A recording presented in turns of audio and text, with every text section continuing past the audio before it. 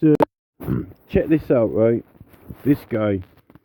So this is the current Petitions Committee now. They've got 11 people. And I only first saw Jamie Stone and this guy.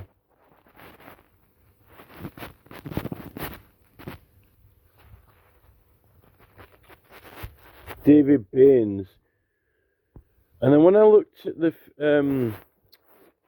Twitter page, I didn't see any of the others, and I thought they'd only appointed 2 people because they didn't even start the committee till Halloween, right?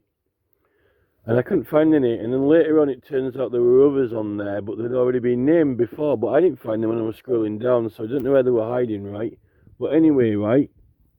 So this guy, they've got this doctor, right? They've got this Dr. Ros Savage. Now they've got this guy, Tony Vaughan KC MP, right? Tony Vaughan KC MP on the Petitions Committee. So he's a King's Counsel. So this is him here. Tony Vaughan KC MP. So he's actually on the Petitions Committee. You can't leave a telephone message there. He's only got email only. I actually, he's only naming himself as Tony Vaughan on his actual contact page. He's not naming himself Tony Vaughan KC. There is actually a King's Counsel who is a member of the House of Lords, an independent member, who I actually contacted, Giuliano. I think he's called Giuliano,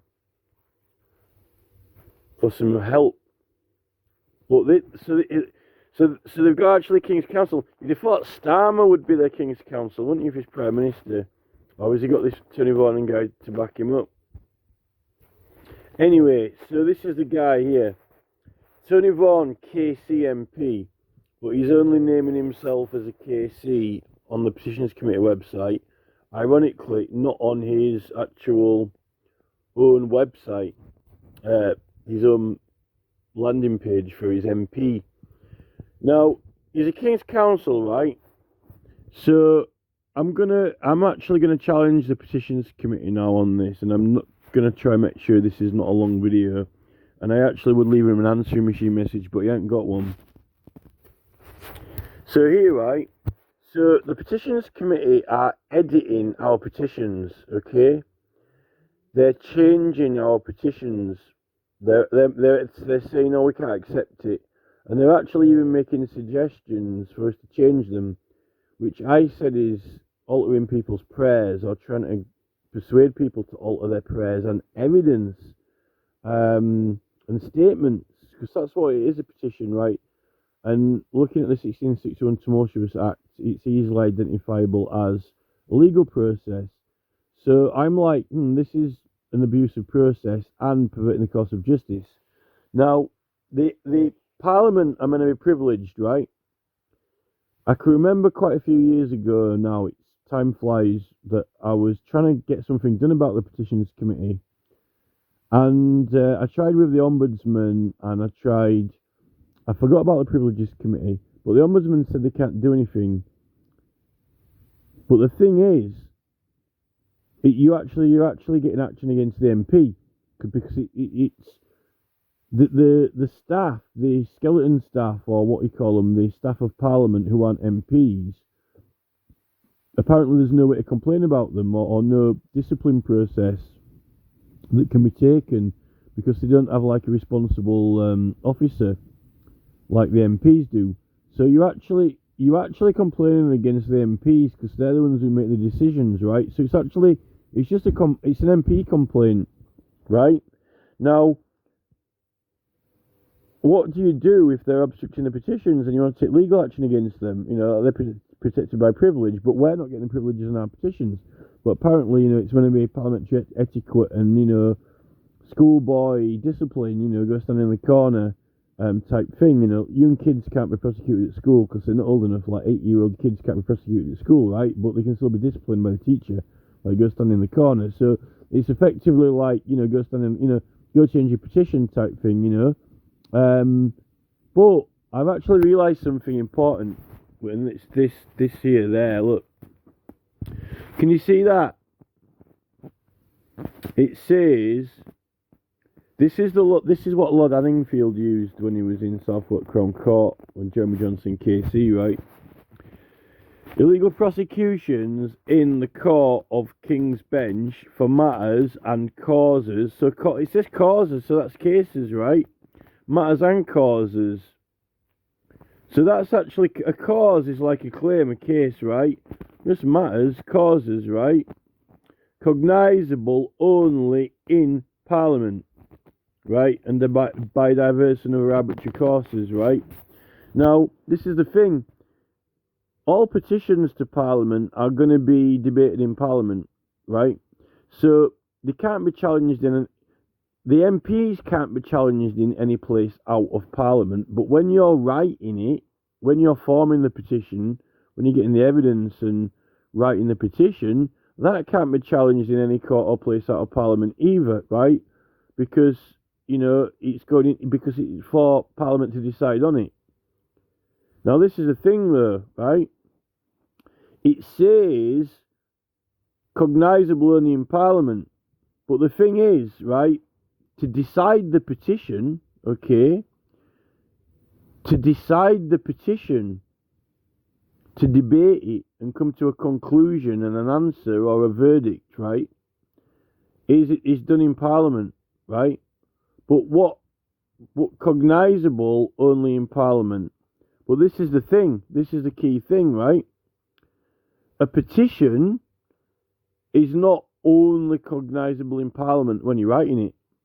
Because when you're sat down there with a piece of paper, right, and you come up with a cause, right, when you conjure up a request, a grievance, a complaint or whatever, right, when you pick up the pen and write it down with your hand, right, you are the person who cognises it.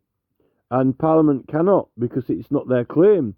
It's not their grievance and it's not their right. So it's not cognisable only in Parliament, right? It's not cognisable only in Parliament. Because if it were only cognisable in Parliament, then it would only be able to be conceived of in Parliament, invented or inspired, right, or created.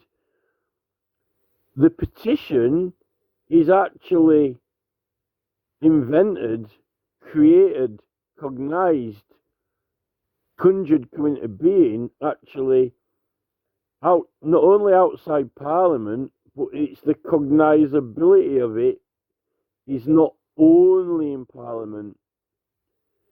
To actually cognise it, right, is done actually outside of Parliament as well, because the person has got the right to do it, okay? Because the Parliament doesn't come up with the petitions. Parliament doesn't come up with your petition. You come up with it. So you've got the sole right to cognise it out of the Parliament, but it is going to go in Parliament for them to decide on the matter of it, right? But the word only, right? When it comes to voting on petitions, voting them through, that can only be done in Parliament, voting them through, right? Voting petitions through can only be done in Parliament, right? Voting on them by elected MPs, right? And making a decision on it in a committee, okay? And speaking and debating about it, okay?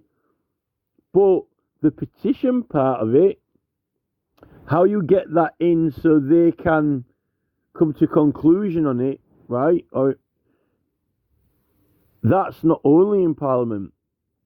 In the word only, because if to conceive of the petition and create, conjure, or manifest it was only cognisable in Parliament, then we wouldn't be able to create petitions.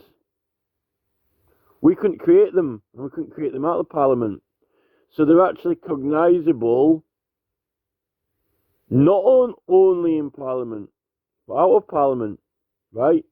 But in a parliamentary process, okay? So that means that we have the right to cognise them out of Parliament. And that also means that the petition, the actual petition itself, the cognising of it, okay, the conjuring of it, the manifesting of it, the creation of it, the conceiving of it, the concept of it, right? The conception of the petition, right? Because it's not only cognisable in Parliament, right? Because it is not only creatable in Parliament by MPs, it's not only creatable in Parliament, right? Therefore, the actual petition itself is not actually subject to this article, because illegal prosecutions in the Court of the King's Bench for matters and causes cognisable only in Parliament. Well, the petition's not cognisable only in Parliament, is it? A petition to Parliament is not only conceivable in Parliament, or else you won't be able to invent it. You won't be able to write it, draft it, compile it. And that is actually quite important, because that means that if they're trying to get you to change, adapt, adjust, or even try and talk you into changing your petition, which I say that is altering a prayer, manipulating evidence, altering evidence, which I think is an abusive process, and also perverting the course of justice, right? It means that because the drafting part, the creating part of the petition is not only cognisable in Parliament, because the creating of it is not only cognisable in Parliament, or else we wouldn't actually be able to come up with it, right? Then any legal prosecution, right, against an MP for manipulating your petition or editing it or changing it, they're not protected by privilege, because it's not only cognisable in Parliament.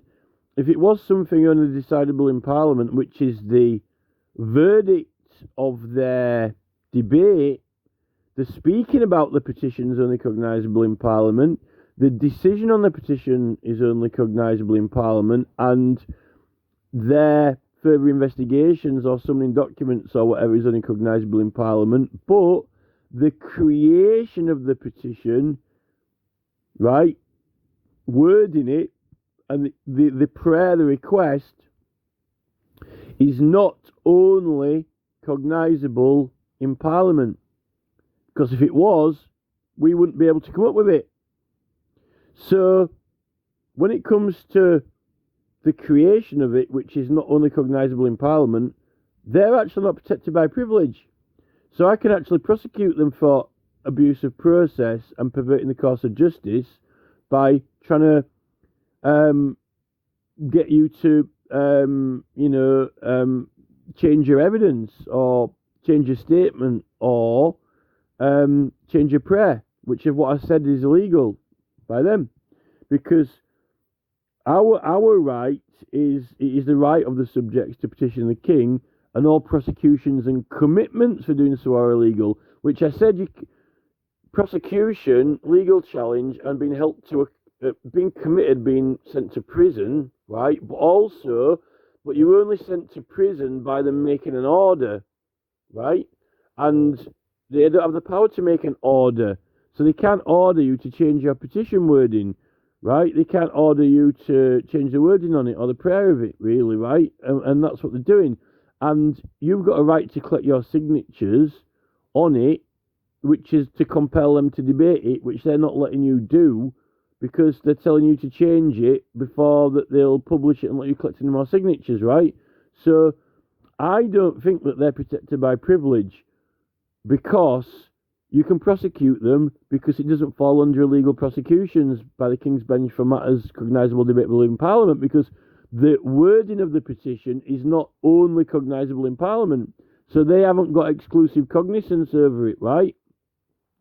So it means that they're prosecutable out of Parliament, means they're prosecutable in a court for perverting the course of justice and abuse of process. So if they don't start publishing people's petitions, I think that the Petitions Committee can be prosecuted, and I would say the staff as well, actually, and the staff should be concerned, like Sean Harris or Gareth Price. Gareth Price can be prosecuted. Gareth Price can be prosecuted and arrested. And I'll actually, this is what, I might submit a crime report, therefore, to the police, to Cardiff South Wales Police, and actually the Met Police, the London Police, the Met Police, because they're not protected by privileges, because it's not a matter that is only cognisable in Parliament, because if it was, then we wouldn't actually be able to come up with it. So it's not, and that's the thing, it's not exclusive. It's not exclusive to them, so it's not exclusive cognizance, right? Which is what the basis what Jeremy Johnson KC is coming out with. So on that point, actually, I think I've got them on that.